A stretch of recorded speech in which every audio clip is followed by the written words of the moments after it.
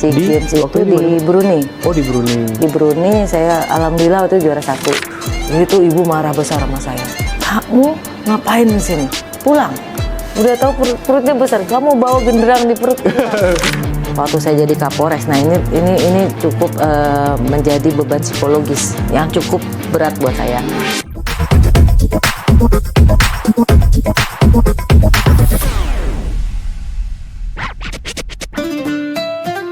Puasa nggak, Dik?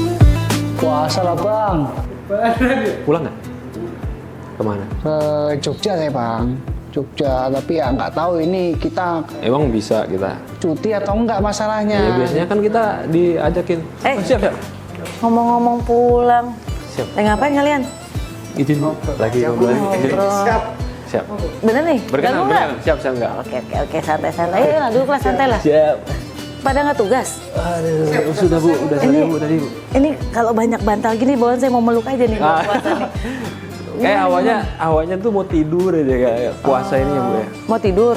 Ya kalau biasanya kalau puasa capek gitu kan awalnya mau tidur aja. Ya iya, karena kebetulan cuaca lagi ini juga ya, lagi apa sih namanya? Sendu gimana? Mendung. Apalagi nunggu buka kayak ini kan ngabuburit katanya kan. Iya betul. Siap. Kamu habis tugas apa? Siap Bu, tadi kami habis meriksa ada anggota yang bermasalah, habis konseling juga. Alhamdulillah sudah selesai. Oke lah ya. Kemudian masih ya menunggu waktu buka puasa Bu. Oh, habis ngapain tadi? Sama Bu. Kami kan tadi habis meriksa juga Oh bareng nih jadi cerita. Harus ada konseling ya Bu.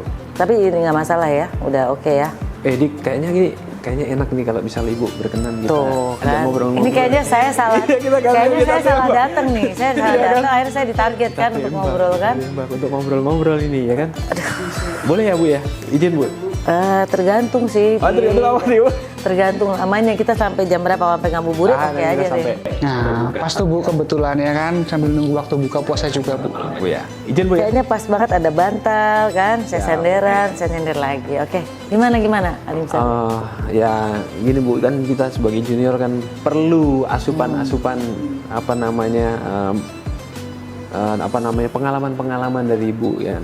Ibu ini kan ya kami lihat karirnya bagus, apalagi sekarang sudah mencapai tingkat kombes gitu kan. Ya. Seperti apa itu kan pasti ada pengalaman-pengalaman tersendiri yang pernah ibu alami gitu kan. Apa Bagaimana ya boleh cerita nggak Bu sih sebenarnya Ibu itu dari dulu itu memang pengen jadi polisi, ya itu kan dari awal Ibu daftar kemudian sampai sekarang ini bagaimana Bu? Ini mereview lagi nih berarti nih. Oke.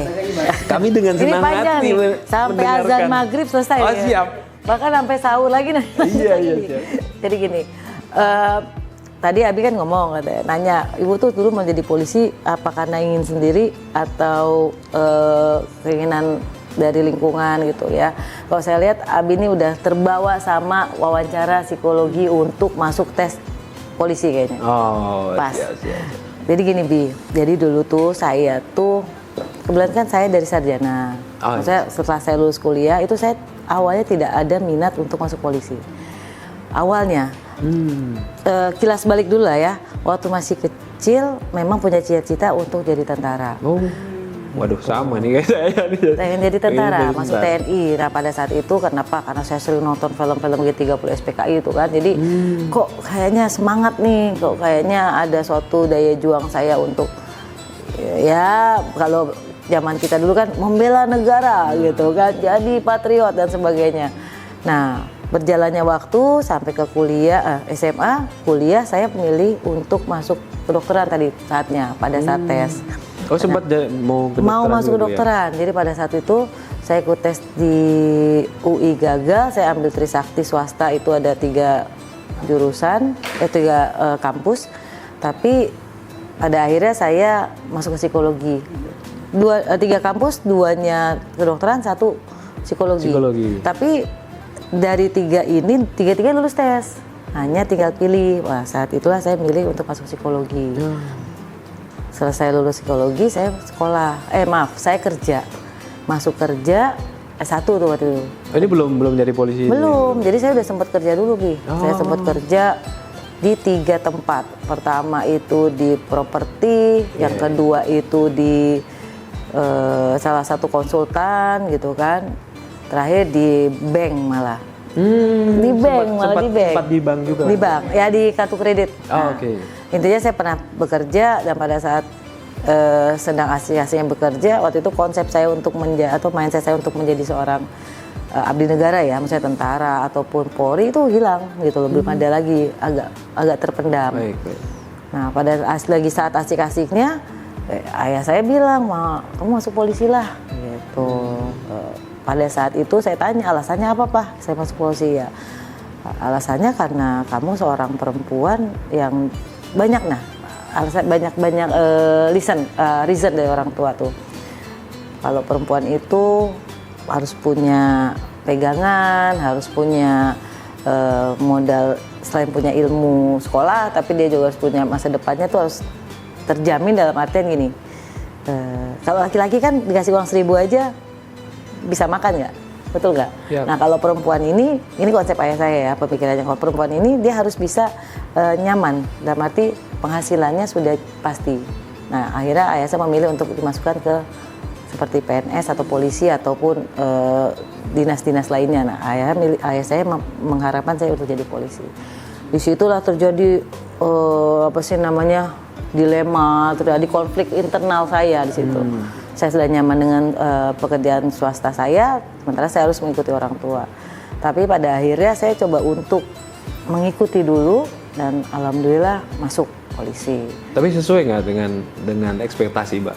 Karena kan di swasta udah jelas-jelas lebih banyak kan Mbak, pastinya penghasilannya dibandingkan dengan polisi. Pada saat itu saya berpikirnya saya patuh sama orang tua saya itu.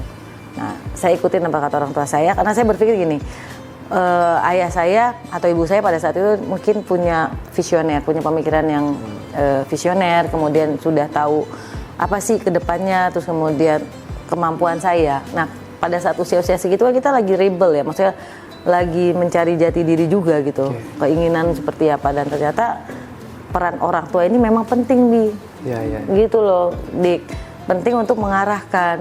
Nah, saya berpikir ini selama saya positif dan kebetulan nih saya itu juara karate, punya basic karate. Pernah dengar Ibu memang pernah jadi ikut timnas kalau nggak salah Bu ya? Ya, saya atlet dulu. Saya dulu juara, saya pernah ikut beberapa kejuaraan, salah satu kejuaraan SEA Games.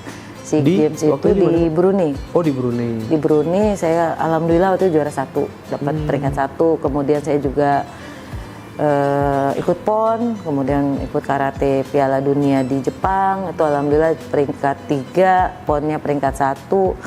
Terus kemudian Asia Pasifik itu juga saya peringkat 2. Alhamdulillah dengan modal itu membuat saya lebih yakin gitu loh, ngikutin apa yang orang tua saya inginkan.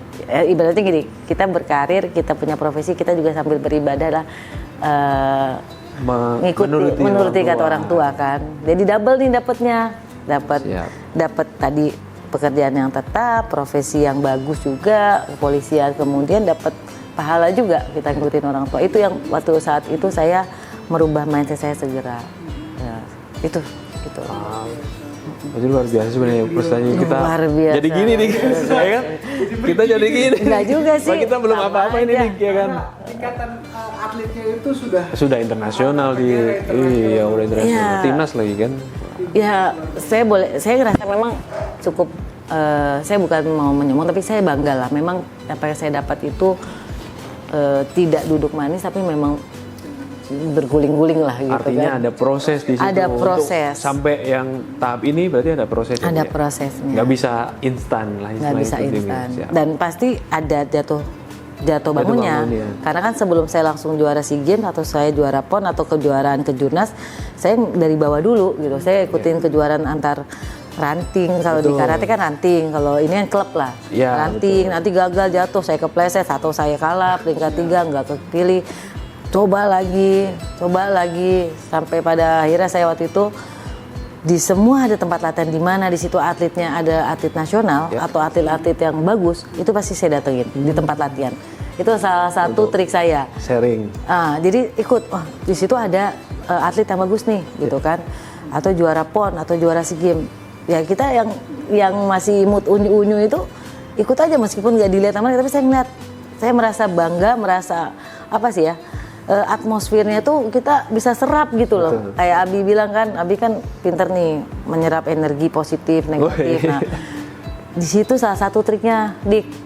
Triknya gitu, kita kalau memang mau bisa sukses, kita deketin orang yang Mendekatin sama sukses. orang yang sukses. Setidaknya kita akan mencontoh secara tidak langsung di alam bawah sadar kita akan melihat apa yang dia lakukan.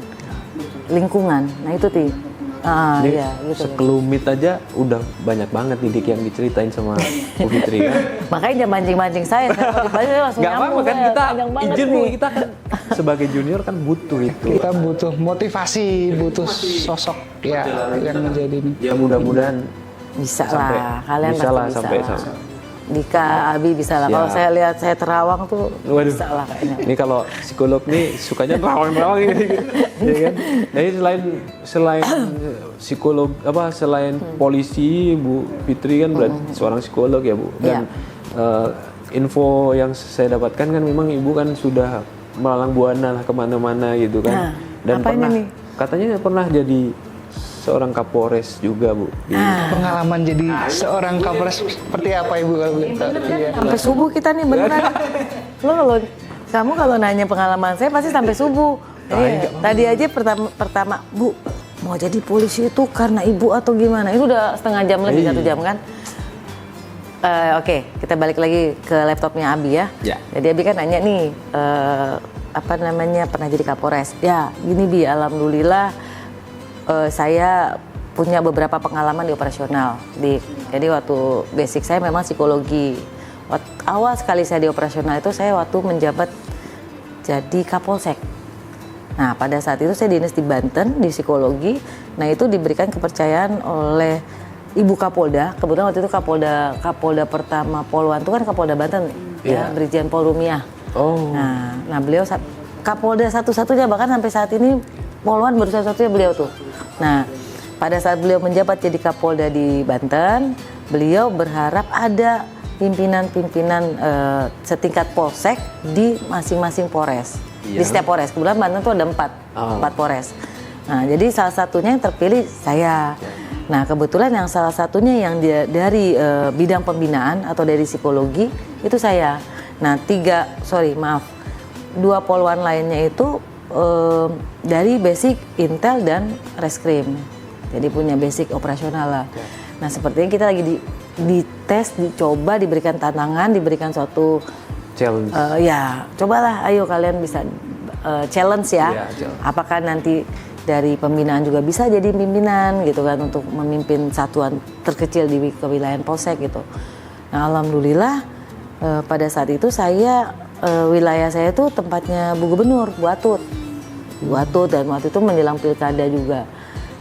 Masuk saya jadi Kapolsek di situ kurang lebih hampir 4 tahun. Nah iya, jadi ditahan bahkan sampai pada saat itu nih tantangan juga nih. Yeah. Ini suatu pengalaman menarik.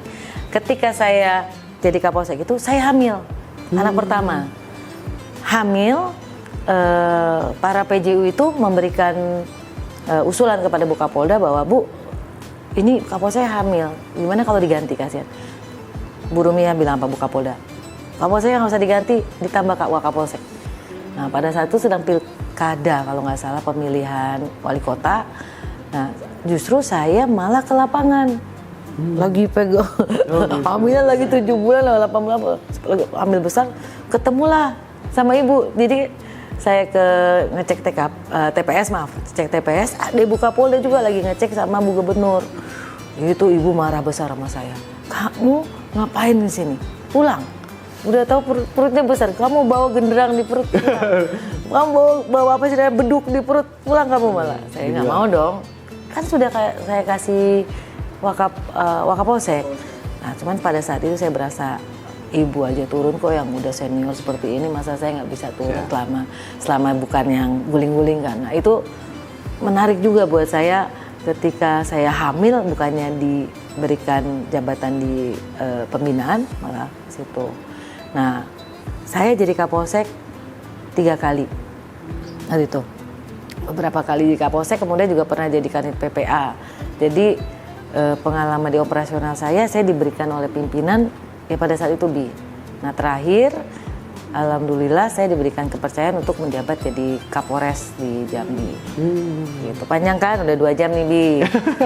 Bentar lagi Nggak kita apa-apa, buka nggak puasa apa-apa. nih. Masih Tapi yang, lama ini. yang saya penasaran Bu, satu Bu, kan Ibu dengan sebagai sosok wanita karir nih ya Bu ya, otomatis kan Ibu sekarang juga merangkap perannya sebagai seorang ibu, ibu rumah tangga, sebagai seorang istri, seorang ibu untuk anak-anak Ibu. Nah itu gimana sih Bu? Saya penasaran, apalagi Ibu pernah jadi Kapolres di Jambi, kemudian pindah ke wilayah satu ke wilayah yang lain, pindah-pindah ya Bu ya. Itu anak gimana Bu? Kemudian peran Ibu sebagai seorang istri bagaimana? Pasti ada ya rasa seperti mungkin di kantor sebagai pemimpin, di rumah di rumah sebagai itu rumah tangga, ibu rumah tangga seperti sebagai apa seorang Bu? istri Iya saya itu bagaimana? Ini nggak apa saya balik-baliknya.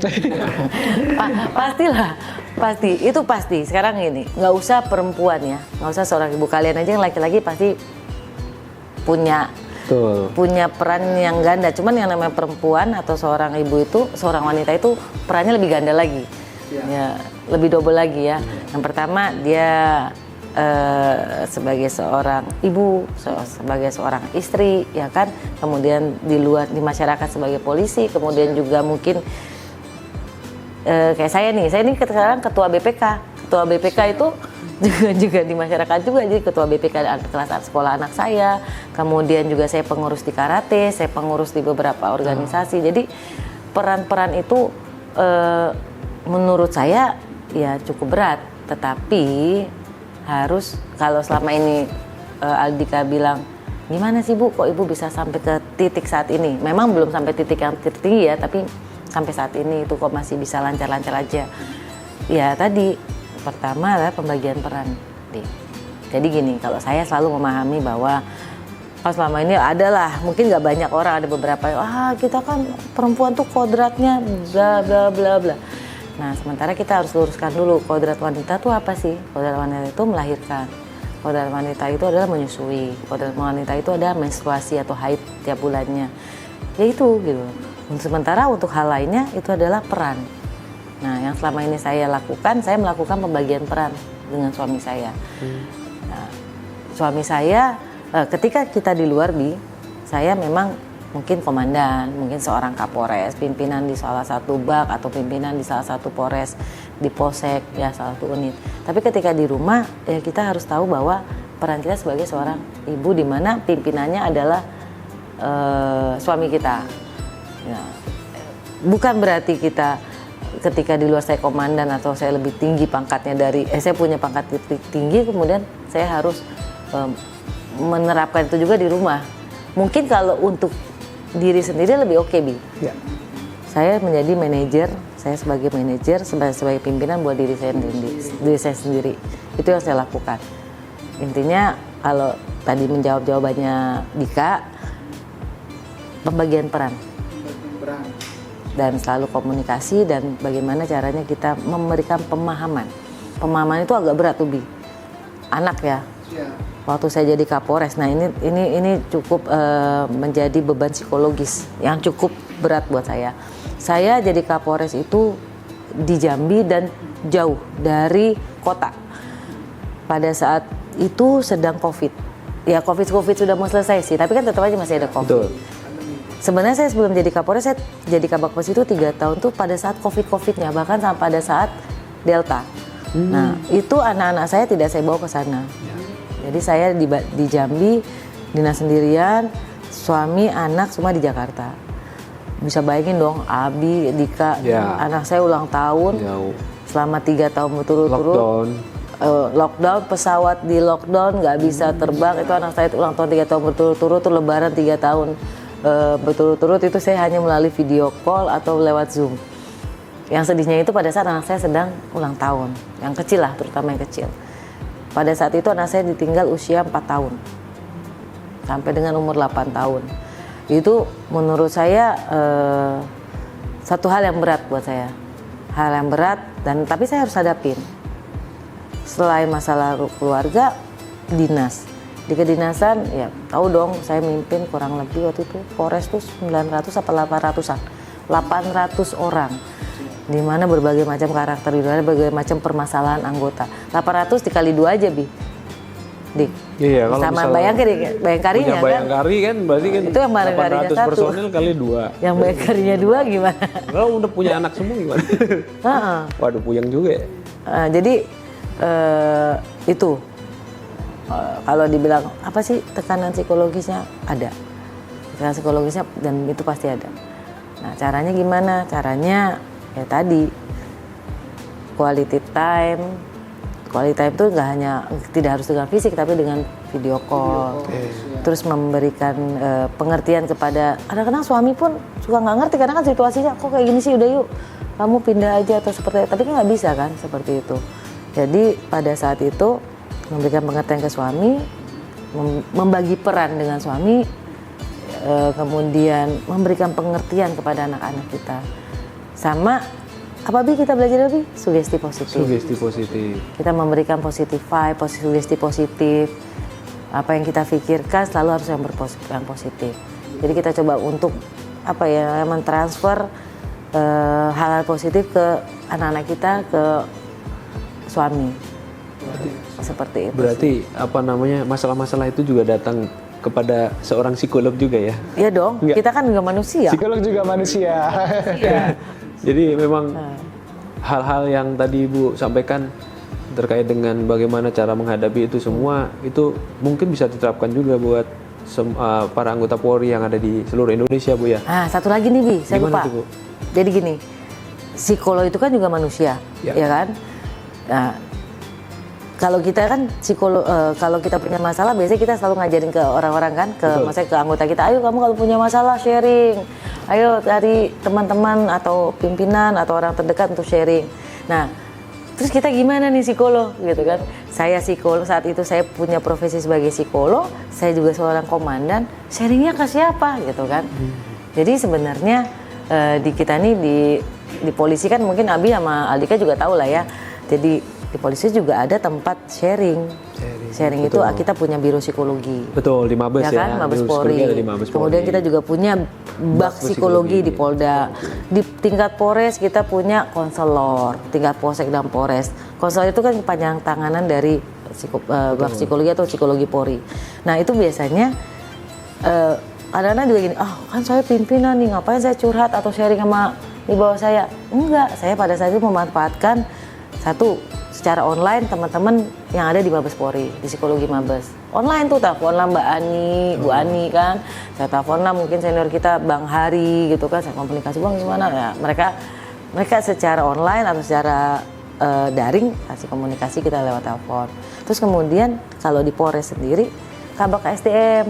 Saya sering masuk ke ruang Kabak SDM. Padahal itu tujuannya buat sharing gitu loh, buat curhat. Meskipun beliau-beliau mungkin nggak menyadari bahwa nih Kapolresnya lagi curhat, lagi sharing nih gitu kan. Dan itu ternyata membantu untuk melepaskan, merilis stres. Untuk rilis stres kita. Tapi memang yang jadi sekarang ini yang jadi apa namanya kendala ya, Bu. Kendala personil atau anggota Polri ini sekarang ini itu jarang sekali yang mau datang ke psikologi atau ke bab psikologi untuk sekedar curhat aja itu agak susah, nggak tahu kenapa. Itu mungkin kita harus membangkitkan itu, bahwasanya kita pastikan bahwasanya ketika orang datang ke psikologi Polri itu bisa mendapatkan sesuatu yang memang bermanfaat untuk dirinya dan juga untuk keluarganya dan untuk sekitarnya gitu.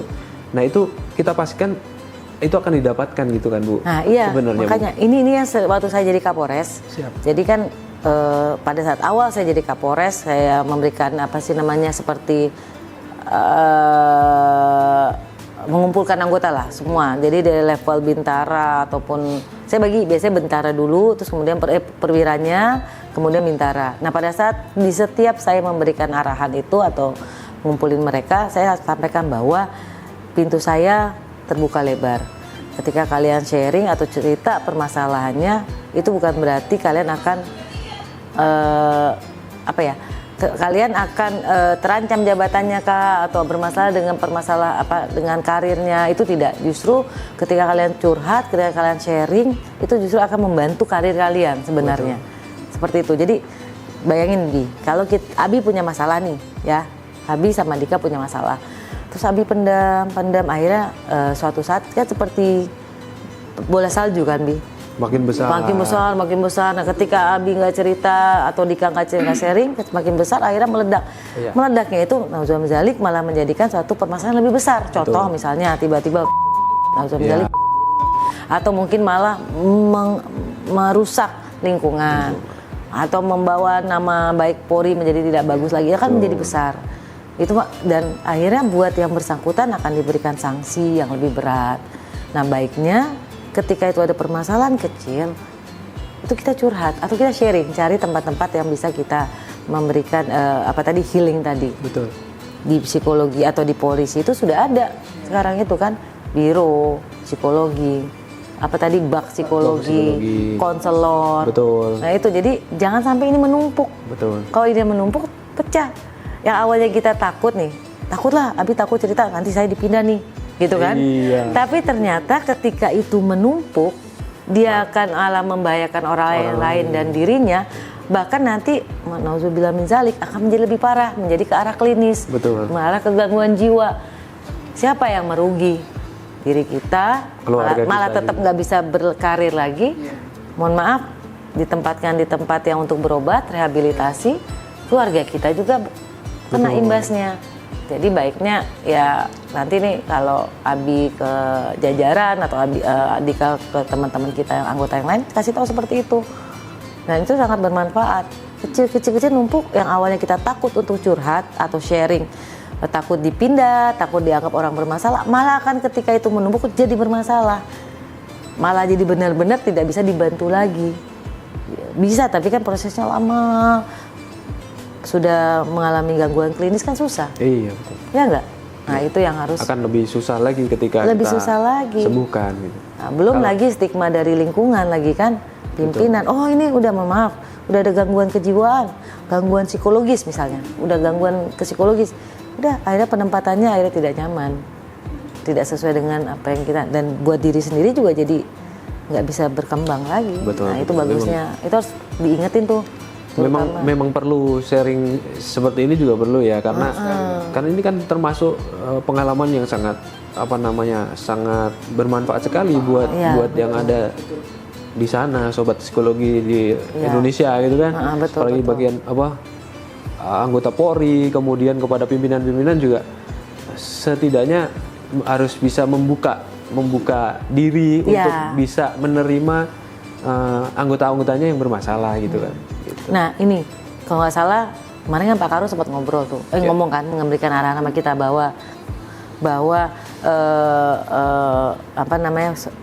para kasatker atau pimpinan di salah satu fungsi, salah satu satker ataupun Polda Polres itu kan juga nggak boleh duduk manis menunggu gitu loh. Kalau nggak salah sudah ada tuh beliau yang memberikan arahan kok berapa minggu yang lalu kalau nggak salah. Jadi kasatker, Paradir, Kapolda kan atau para Kapolres itu diberikan arahan bahwa mereka atau beliau-beliaunya harus proaktif. Jadi tidak menunggu ketika anggota itu yang bermasalah, justru kita yang mengajak mereka. Kalau perlu kita memfasilitasi, yuk kita duduk bareng, duduk bersama sini. Jadi anggota merasa ketika kita sebagai pimpinan sudah ngebuka kan, oh Bapak aja buka nih, Pak Kapolda aja ngebuka atau Pak Kapolres, dia lebih nyaman kan. Nah kalau selama ini mungkin figur kita dianggap figur pimpinan yang terlalu otoriter gitu ya. Otoriter atau mungkin membuat jarak, itu harusnya dihancurin gitu loh, ditiadakan dulu. Bariernya. Tapi juga tidak dengan dalam artian si anggota juga paham lah bahwa itu Kapolda kita, pimpinan kita gitu. Justru merasa lebih nyaman dan suasana kerjanya lebih secara psikologis lebih membuat dia semangat gitu loh. Itu kalau aku lihat sih. Oke, kira-kira menurut Ibu nih ke depan nih polisi akan semakin baik atau tidak? Wah, ini kayak peramal gitu. Kan katanya suka nerawang-nerawang. Semakin baik atau tidak itu kembali ke kita. Kembali ke kita anggotanya. Rumah akan jadi bagus apa tidak itu kan kembali ke penghuninya kan. Nah sekarang penghuni itu adalah berarti tugasnya dari SDM. SDM itu ya kita ini di Adika, saya, Abi itu tugasnya nih. Tugasnya adalah salah satu bagian di kepolisian atau salah satu biro di kepolisian yang punya peran di situ dengan kerjasama dengan beberapa bagian lainnya itu untuk menjadikan penghuni rumahnya bagus dulu sehingga jadi baguslah polisi ini atau institusi ini atau rumah yang kita ada ini jadi bagus seperti itu. Jadi sebelum kita ngecat rumahnya tukang catnya harus bagus dulu dong. Kalau tukang catnya males, ngantukan atau malah kurang nggak punya keterampilan, ya mana bisa ngecat rumah jadi bagus kan? Jadi kitanya nih SDM-nya dulu harus dibagusin. Kalau itu penerawangan saya ya, bisa tidaknya kembali ke kita lagi sekarang.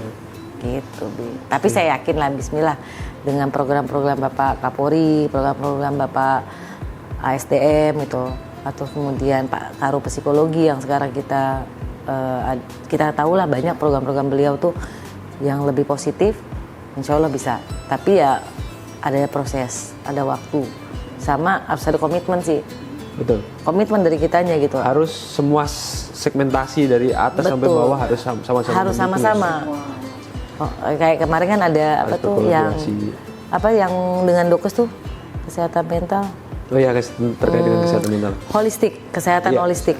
Nah, seperti itu holistik itu benar, dia memang harus saling kolaborasi. Karena naif lah kalau kita sendiri aja bisa, kalau dari misalnya psikologi turun tapi Kapolresnya nggak mau nerima, ya kan? Anggotanya reject, susah. Jadi memang harus semuanya semua masif, elemen sama-sama. Harus. Dan mungkin juga doa dari masyarakat juga. Betul, dari masyarakat penting juga. Sekali. Ya kan? Jadi kalau yang sekarang ini berkembang kan, aduh polisi ini sudah seperti musuh masyarakat. Tapi percayalah bahwasanya kita juga akan berbuat lebih baik lagi. Masyarakat sah-sah aja, bila seperti itu. Nah sekarang kita berikan positive vibe tadi kepada masyarakat. Betul. Dengan cara ya tadi, ayo kita berbuat. Itu aja Dik. Jadi gitu Dik. Jadi kita nggak usah tipis ya. Sampai kebalik nih puasa lipat kan. So udah mau sahur lagi nih kan. Jangan sampai kita tipis kuping tapi kita akhirnya sibuk gini. Ini yang saya nih salah satunya. Saya nggak mau menyibukkan diri saya mendengarkan pembicaraan orang atau ngomongin orang lain. Saya akan menyibukkan diri saya bagaimana bisa jadi yang bagus. Contoh misalnya ada salah satu senior polwan yang punya prestasi. Itu biasanya gimana ya jadi seperti mbak itu atau ibu itu. Jadi waktu saya habis untuk bisa mempelajari seperti beliaunya. Nah, jangan ketika ada senior bagus, senior polwan bagus atau senior polisi laki-laki baik bagus gitu, punya karir yang bagus dan keterampilan yang bagus, sibuk nih. Wah, itu bapak itu atau mbak itu deket sama siapa atau ibu itu saya nggak mau ngabisin waktu situ. Saya gimana caranya belajar seperti beliaunya. Itu. Nah, sama ketika wajar masyarakat memberikan masukan, netizen memberikan kritikan, justru kita kantongin, oh iya tadi Abi negur saya nih, saya ternyata bajunya kurang rapi. Jangan justru marah, justru oh iya bener juga saya ngaca oh iya saya nggak rapi nih Bi, gitu. Nah itu yang membuat ya nggak tahu lah maju apa tidak saya, pasti sampai saat ini saya melakukan itu. Gitu. Bu izin nih Bu, mungkin sebelum kita ini kan bentar lagi buka nih kan. Iya. Nah, mana teh manisnya belum disiapin sama takjilnya. Sebelum kita closing Bu, mungkin ini kan sekarang ini kan ada tiap tahun kita kan ada namanya rekrutmen, ya kan. Ada nggak tips-tips buat masyarakat nih yang mau menjadi seorang anggota Polri supaya ya nanti ketika dia menjadi seorang anggota Polri juga sudah siap dan sudah memang benar-benar rela untuk menjadi anggota Polri dan tidak menimbulkan oknum-oknum gitu. Ya. Bagaimana? Nah, buat masyarakat ya. Jadi kalau untuk masyarakat yang atau adik-adik yang mau masuk atau bapak atau ibu yang anaknya mau masuk polisi, yang pasti harus dipersiapkan. Kenapa? Karena sekarang di Polri ini untuk rekrutmen sudah semuanya transparan Bi.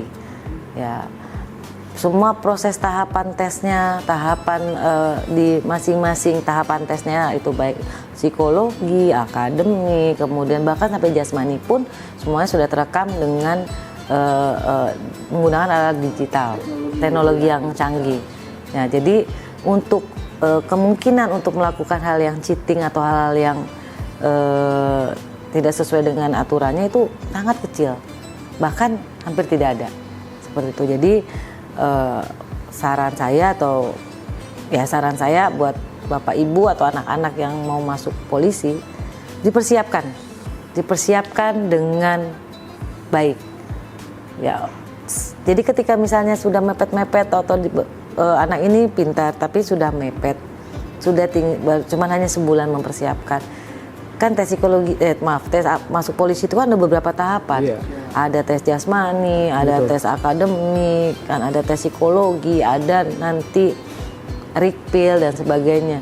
Nah kalau cuma dalam waktu 1 bulan itu saya rasa nggak akan bisa. Instan sekali itu ya. Instan. Jadi kalau memang sudah punya cita-cita atau punya keinginan jadi seorang polisi, untuk yang bersangkutan sendiri sudah persiapan nih, berarti 1 tahun sebelumnya saya udah siap. Dan itu yakin pasti masuk, insya Allah. Kenapa? Karena di polisi tadi sudah sudah transparan, sudah beberapa tahun kok, udah hampir 10 tahun lebih ya, seperti itu sebenarnya. Nah itu jadi untuk masyarakat siapkan dengan baik. Nah itu terbukti kok, udah banyak juga yang jadi polisi. Nah, sukses dengan persiapan gitu. Baik Bu, sepertinya ini sudah mulai mau buka. Iya tuh azan tuh, udah dengar azan. Jadi Ibu terima Tapi kasih. botolnya cuma 1 di sini, gimana dong? Ibu terima kasih sekali namanya petua-petuanya buat kami, terus sharing pengalamannya juga. Iya, Kami yang junior mudah-mudahan bisa mengikuti jejak Ibu sebagai bisa lah. pimpinan-pimpinan yang lebih baik di kedepannya. Bisa, pasti bisa. Insya Allah bisa ya. Tadi yang penting pertama harus punya komitmen. Siap. Kedua, ya kalau polisi mau bagus atau rumah kita mau bagus, kitanya dulu harus bagus orangnya. Ya kalau orangnya Intinya nggak bagus, mulai dari diri sendiri dulu. mulai dari diri sendiri. Ya tadi kita harus apa ya? Kalau kita mau ngelainin orang yang stres, ada masalah kita selesaiin dulu dong. Bener nggak? Stres kita dirilis dulu, di healing dulu, baru kita bisa memberikan bantuan sama orang. Ya Bu, ini sepertinya waktunya sudah Oh iya. mau buka puasa. Benar. Jadi mungkin di next time kita bisa meminta sharing-sharing lagi sama Ibu. Gitu. Mungkin tapi sebelum kita closing Bu, kita membawa vibes positif kepada anggota Polri di luar. Apa nih? Ngapain nih? Kita ngapain nih? Jadi kita ada salam psikologi sobat Polri. Sobat psikologi Polri, mental sehat kerja hebat. Oke, sip. Jadi gimana? Ke itu? Ya. Kamera, sip. Sobat psikologi Polri, mental sehat kerja hebat. Oke. Ya, Bi. Siap. Thank you ya. Siap Ibu. Thank you ya. Yuk. Ya.